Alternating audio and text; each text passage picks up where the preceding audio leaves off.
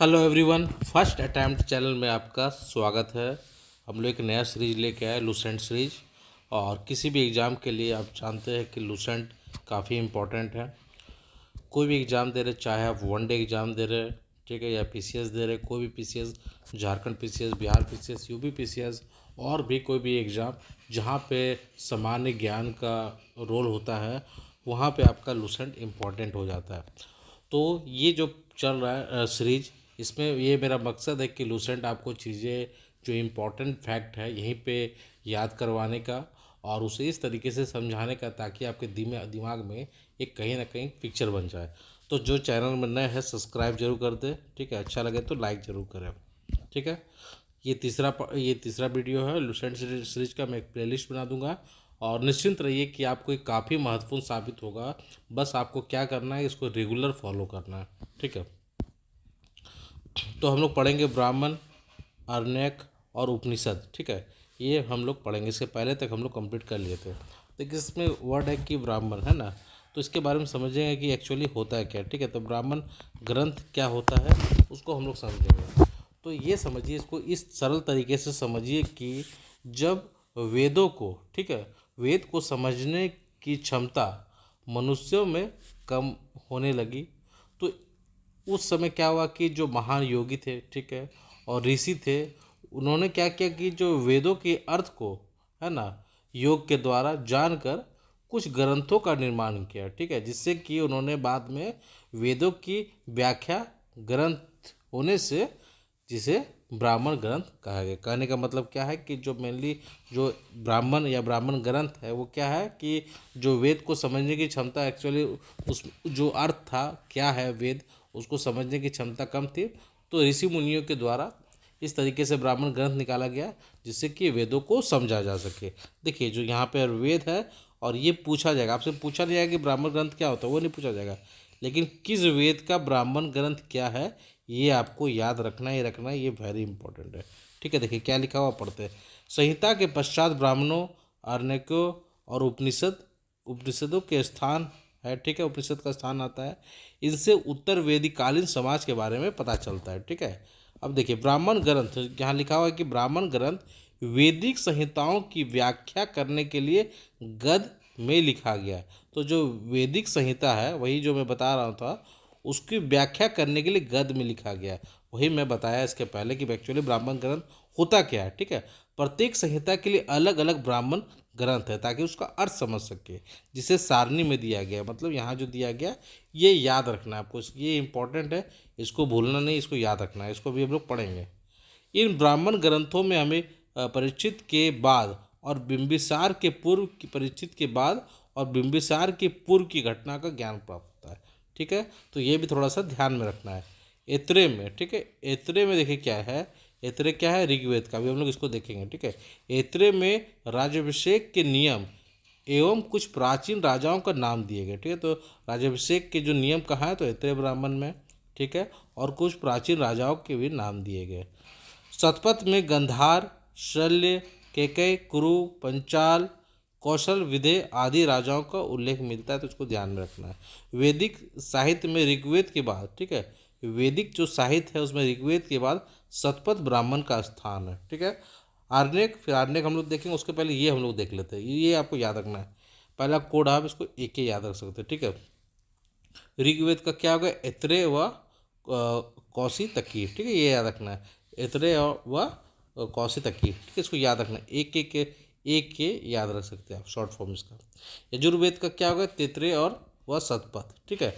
तैत्रेय व शतपथ किसका हो गया, यजुर्वेद में, ठीक है। टीएस याद रख सकते हैं, टीएस, ठीक है। सामवेद का पंचविश, सामवेद है ना, सामवेद का क्या हो गया, पंचविश, याद रखना, सामवेद का पंचविश। ये पूछा जाता है, इसको याद रखना ही रखना है, ये वेरी इंपॉर्टेंट है, ठीक है। इसका ये सबसे इम्पोर्टेंट भाग है, इसको आपको याद होना चाहिए, ठीक है। अथर्ववेद का क्या, गौपथ, अथर्ववेद का क्या हो गया, गोपथ, है ना, ये भी ध्यान में रखना है, अथर्ववेद का गोपथ याद रखना है आपको। तो ये आपके लिए काफ़ी इंपॉर्टेंट, इसको एग्जाम में आपसे पूछा जाएगा, याद रखना है। अब हम लोग पढ़ेंगे अरण्यक, ठीक है। इसके बारे में क्या होता है, इसके बारे में समझिए कि मेनली जो अरण्य होता है, अरण्य मतलब होता है जंगल, ठीक है। अरण्य मतलब क्या हो गया, जंगल, ठीक है। तो आर्नेक का अर्थ क्या हो जाएगा, इसका मतलब क्या हो जाएगा, इसका मतलब ऐसे समझ सकते हैं कि अर्नय संबंधी। ठीक है, इसका मतलब हो गया अर्नय मतलब क्या हो गया, जंगल।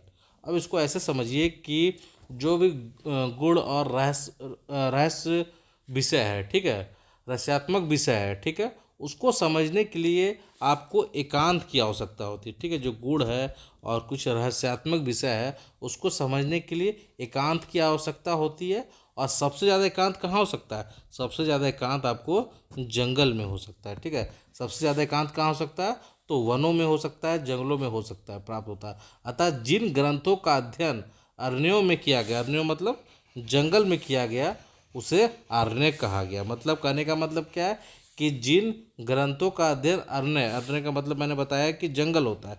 ठीक है, तो जिसका अध्ययन जंगलों में किया जाता है उसे आरण्यक कहा जाता है। मुझे लगता है कि ये जो है आरण्यक क्या होता है वो अब समझ में आ गया होगा। ठीक है, और एक्चुअली ये ब्राह्मण ग्रंथ के बाद आया था। ठीक है, ब्राह्मण ग्रंथ के बाद ये आया था। ठीक है, ये थोड़ा सा ध्यान में रखना है इसमें। अब देखिए क्या क्या लिखा हुआ है इसके में समझते हैं।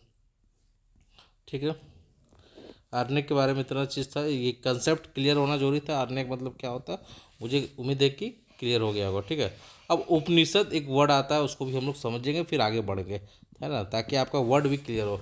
उपनिषद मतलब एक्चुअली होता क्या कि गुरु, है ना, गुरु होता है, गुरु के समीप बैठना, गुरु के समीप बैठना। ठीक है, इसको उपनिषद बोलते हैं। ठीक है, गुरु के समीप बैठकर ज्ञान प्राप्त करना ही आपका उपनिषद है। ठीक है, इसकी संख्या कितना इंपॉर्टेंट है, इसकी संख्या 108 है। ठीक है, जिसमें 13 को मूलभूत उपनिषद की श्रेणी में रखा गया है। इसमें यज्ञ से जुड़े दार्शनिक विचार, शरीर, ब्रह्मांड, आत्मा व ब्रह्मा की व्याख्या की गई है। आपको याद क्या रखना, 108 इंपॉर्टेंट याद रखना। उपनिषद मतलब क्या होता है ये फैक्ट याद होना चाहिए। देखिए, एक याद रखना है कि मैत्रेयी संहिता, ठीक है, इसमें जो स्त्री है उसकी सर्वाधिक गिरी हुई स्थिति की दशा पता चलता है। ठीक है, ये सवाल पूछा जा सकता है। ठीक है, ये उसके बाद इसमें जुआ और शराब की भांति स्त्री को पुरुष का तीसरा मुख्य दोष बताया गया कि डायरेक्ट सवाल पूछा जा सकता है कि इस तरीके की बात किस में बोला गया, तो मैत्रेयी याद रखिएगा, मैत्रेयी संहिता में। ठीक है, सतमें जयते आपके लिए सवाल है कि सतमें जयते, है ना, सतमें जयते बताइएगा कि कौन सा उपनिषद से लिया गया, कमेंट बॉक्स में मुझे बताइएगा। ठीक है, सतमें जयते, ये सवाल आपको कई एग्जाम में पूछा जाता है, वेरी वेरी इंपॉर्टेंट है।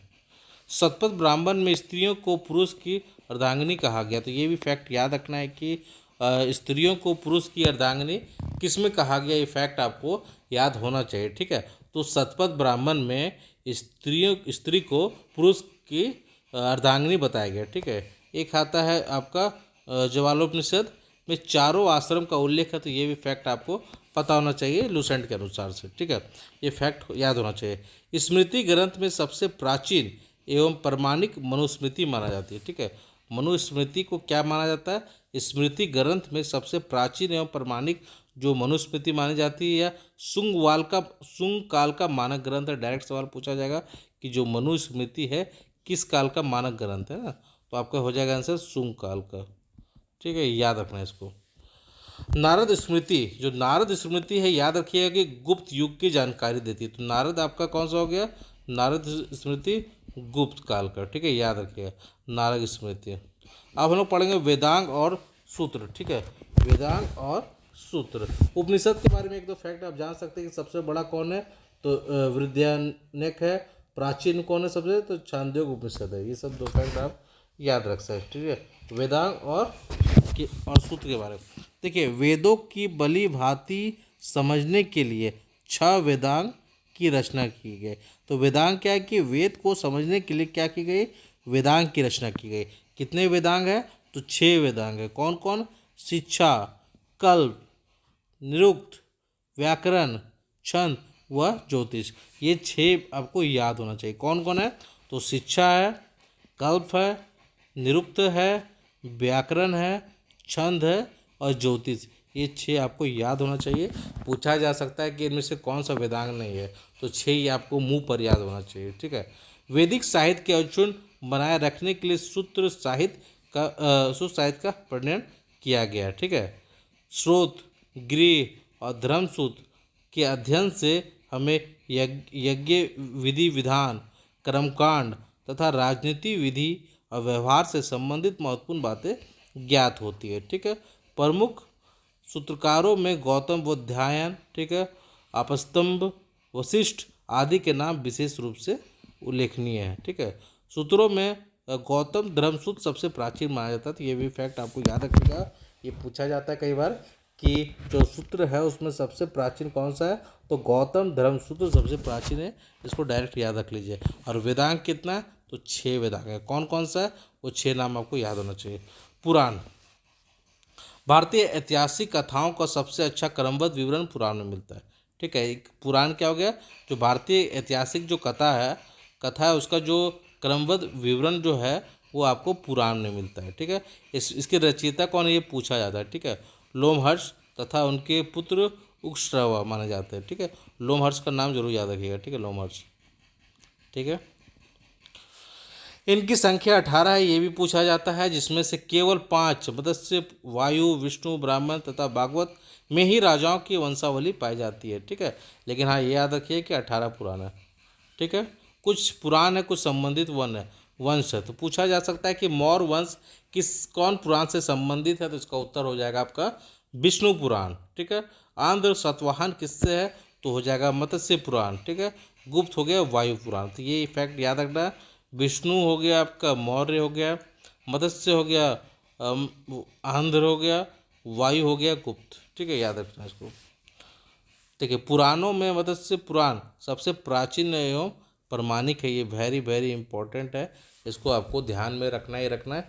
ये सवाल आपको देखने को मिल सकता है। अधिकतर पुराणों सरल संस्कृत श्लोक से कहाँ से लिया गया, तो संस्कृत श्लोक में लिखे गए। ठीक है। अधिकतर पुराण सरल संस्कृत श्लोक में लिखे गए। ठीक है। ये भाषा क्या है, सरल संस्कृत है। स्त्रियों तथा शूद्रों जिन्हें वेद पढ़ने की अनुमति नहीं थी, हम लोग को पता है कि स्त्रियों और शूद्र इन लोगों को क्या था कि वेद पढ़ने का अनुमति नहीं था। ठीक है। लेकिन ये पुराण सुन सकते थे, याद रखिएगा, उन्हें पुराण सुनने का अधिकार था, वे भी पुराण सुन सकते थे। पुराणों के पाठ पुजारी मंदिर में क्या करते थे, तो जिन्हें वेद पढ़ने की अनुमति नहीं थी, लेकिन हाँ, उन्हें पुराण सुनने की, ठीक है, शक्ति, सुनने की मतलब इजाज़त थी, है ना, आदेश थी। सामाजिक एवं सांस्कृतिक दृष्टि से अग्नि पुराण का काफ़ी महत्व है। ठीक है।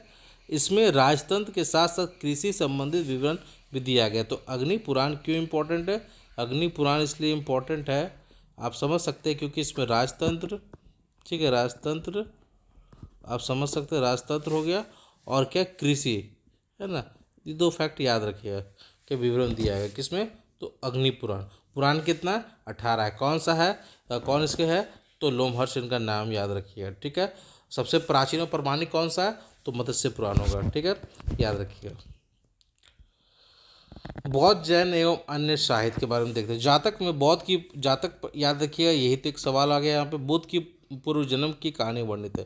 कई बार पूछा जा सकता है सिंपल सवाल कि जातक क्या है, तो बुद्ध की पूर्व जन्म की कहानी है, उसके वही वर्णित है इसमें। ठीक है।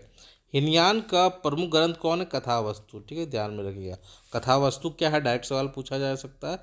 तो हिनयान का प्रमुख ग्रंथ है कथावस्तु, जिसमें महात्मा बुद्ध की जीवन चरित्र उनके कथानकों के साथ वर्णित है। ठीक है। तो याद रखिए कथावस्तु क्या है, हिनयान का प्रमुख ग्रंथ, उसका नाम क्या है, कथावस्तु। ठीक है, कथावस्तु। ठीक है। जातक भी आपको ध्यान में रखना इम्पोर्टेंट है, जातक। जैन साहित्य को आगम कहा जाता है, ये भी वेरी इंपॉर्टेंट है। आगम क्या है, आगम जैन साहित्य है, बस इतना याद रखिए, काम हो जाएगा। आगम क्या हो गया, जैन साहित्य। ये सब फैक्ट आप लिख सकते हैं, मतलब अगर आप मेरे साथ पूरा रहिएगा, आपको इतने इजी तरीके से पूरा लूसेंट कंप्लीट करवा दूंगा, और कोई भी एग्जाम में इसका काफ़ी रोल है। तो चैनल में नया तो सब्सक्राइब जरूर कर लीजिएगा। ठीक है। जैन धर्म को प्रारंभिक इतिहास कल्पसूत्र से ज्ञात होता है। तो ये कि इंपॉर्टेंट है कि हम लोग क्या क्या पढ़े, जातक पढ़े, इंपॉर्टेंट फैक्ट है, कथावस्तु पढ़े, आगम पढ़े और कल्पसूत्र भी पढ़े। कल्पसूत्र क्या हो गया, जैन धर्म के जो प्रारंभिक इतिहास है वो कल्पसूत्र से ज्ञात होता है। ये पूछा जा सकता है कि कल्पसूत्र किसका इतिहास के बारे में बताता है, बौद्ध, जैन, गुप्त, है ना, एक मौर्य दे सकता है। तो याद रखिए कि जैन धर्म से संबंधित है। जैन धर्म भगवती सूत्र में महावीर के जीवन कृत्य तथा उनके समकालिकों के साथ उनके संबंध का विवरण करता है। भगवती सूत्र भी याद रखिएगा, ठीक है। कल्प सूत्र याद रखना है, आगम याद रखना है, कथा वस्तु याद रखना है, जातक आपको याद रखना है। अर्थशास्त्र के लेखक चाणक्य, जिन्हें कौटिल्य या विष्णुगुप्त है ये भी कहा जाता है, या 15 अधिकरणों एवं 180 प्रकरणों में विभाजित है। याद रखिएगा अर्थशास्त्र कितना में डिवाइड है, तो 15 अधिकरणों, एकदम याद रखिएगा 15 अधिकरणों, ठीक है, याद रखना आपको। और क्या याद रखना, 180 प्रकरणों में विभाजित है। इसमें मौर्यकालीन इतिहास की जानकारी प्राप्त होती है। किसके बारे में, मौर्यकालीन, ठीक है। इसके अनुवादक कौन थे, श्याम शास्त्री। संस्कृत साहित्य में ऐतिहासिक घटनाओं को क्रमबद्ध लिखने का सर्वप्रथम प्रयास कल्हण के द्वारा किए गए थे। ये भी वेरी इंपॉर्टेंट है, BVI, ठीक है, याद रखना आपको। जो सांस्कृतिक साहित्य है उसकी जो ऐतिहासिक घटनाओं थे उसको क्रमबद्ध मतलब ऑर्डर से लिखने का प्रयास कौन किए थे, तो कल्हण के द्वारा किया गया था, ठीक है। कल्हण द्वारा रचित ये पुस्तक पता होगा आपको, ठीक है, याद रखिएगा, है ना। रंगनी राजाओं की नदी है कहा जाता है इसको, ठीक है। ये पुस्तक एकदम इम्पोर्टेंट है आपके लिए, ठीक है। रजत रंगनी, ठीक है, याद रखिएगा। इस ग्रंथ में 8 सर्ग है। कितना सर्ग है ये भी याद रखिएगा, 8 सर्ग है, जिन्हें तरंगों की संज्ञा दी गई है। इसमें प्रारंभ से लेकर 12वीं शताब्दी, कहाँ से लेकर, प्रारंभ से लेकर 12वीं सदी तक कश्मीर के शासक, ठीक है, का वर्णन है। तो याद रखिएगा कि जो रजत रंगनी है, ठीक है, राजाओं की नदी इसको कहा जाता है, किसके द्वारा लिखा गया, तो कल्हण के द्वारा लिखा गया। कितना सर्ग है, 8 सर्ग है, ठीक है। और ये प्रारंभ से लेकर 12वीं सदी तक कश्मीर के शासकों का वर्णन है, ठीक है।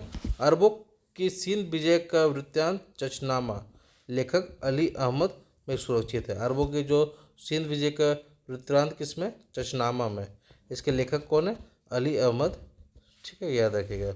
अरबों का सिंध विजय का वृत्तांत चचनामा, ये भी सवाल पूछा जा सकता है। तो ये बताइए कैसा लगे, थोड़ा सा और है, इसको हम लोग देख लेते हैं, ठीक है। अष्टाध्यायी, ठीक है, संस्कृत भाषा व्याकरण की प्रथम पुस्तक है कौन, अष्टाध्यायी, याद रखिएगा। कौन लिखे, पाणिनि के द्वारा लिखा गया। इस संस्कृत भाषा व्याकरण की प्रथम पुस्तक है, ये भी सवाल पूछा जाता है। व्याकरण की पहली पुस्तक कौन सा, अष्टाध्यायी, ठीक है। और इसके लेखक कौन है, पाणिनि लेखक है। इसमें मौर्य के पहले का इतिहास, इसमें मौर्य के पहले का इतिहास और मौर्य युगीन राजनीतिक व्यवस्था की राजनीतिक जानकारी प्राप्त होती है। अष्टाध्यायी में पहली बार लिपि शब्द का प्रयोग हुआ, ये ध्यान में रखना है। कात्यायन के गार्गी संहिता, ये भी इम्पोर्टेंट है, ठीक है। कात्यायन की गार्गी संहिता, ये फैक्ट याद रखना है कि कात्यायन की गार्गी संहिता एक ज्योतिष ग्रंथ है, फिर भी इसमें भारत पर होने वाले यवन आक्रमण का उल्लेख मिलता है, ठीक है। कात्यायन की जो गार्गी संहिता क्या एक ज्योतिष ग्रंथ है, ठीक है। इसमें क्या होता है कि भारत पर होने वाले यवन आक्रमण का उल्लेख मिलता है। पतंजलि के बारे में ध्यान में रखना है। अगला फैक्ट बहुत ही इंपॉर्टेंट फैक्ट है, सब हर एग्जाम में पूछा आया था। पतंजलि पुष्यमित्र शुंग के पुरोहित थे। किसके पुरोहित थे, वेरी वेरी इंपॉर्टेंट। तो पतंजलि किसके पुरोहित थे, तो पुष्यमित्र, ठीक है, पुष्यमित्र शुंग के, ठीक है, याद रखना आपको। इनमें महाभाष्य से शुंगों के इतिहास का पता चलता है। तो पतंजलि के बारे में पता होना चाहिए, कात्यायन के बारे में पता होना चाहिए आपको, और पाणिनि के बारे में पता होना चाहिए, ये काफ़ी इंपॉर्टेंट है। लिपि का सबसे पहले प्रयोग कहाँ हुआ, तो अष्टाध्यायी में हुआ था। इस प्रकार से ये कंप्लीट हुआ। और वीडियो कैसा लगा बताइएगा, क्या जितना मैंने पढ़ा उतना आपको चीज़ें याद हुआ कि नहीं हुआ। इस तरीके से पढ़िए, अच्छा लगा तो लाइक सब्सक्राइब जरूर करें। धन्यवाद।